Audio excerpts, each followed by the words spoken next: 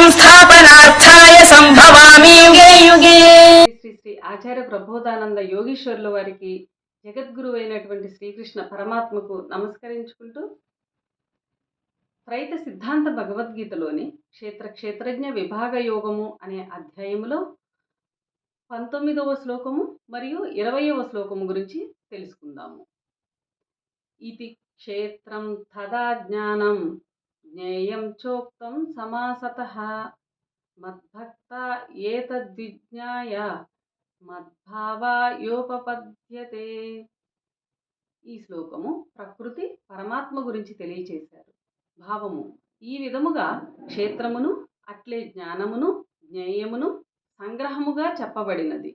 నా భక్తులు దీనిని బాగుగా తెలిసిన వారై నన్ను పొందుటకు అర్హులగుదురు. 20వ శ్లోకము: ప్రకృతిం పురుషం చైవ విద్యన్నాది ఉపావతి వికారాంశ గుణాంశైవ విద్ధి ప్రకృతి సంభవాన్. ఈ శ్లోకము కూడా ప్రకృతి పరమాత్మ గురించి తెలియజేశారు.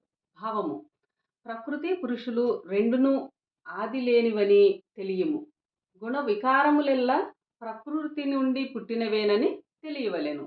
వివరము: ఆది లేనివాడు పరమాత్మయే అయినప్పటికీ పరమాత్మ ప్రకృతిని ఎప్పుడు తయారు చేసి పెట్టినది మనకు తెలియదు.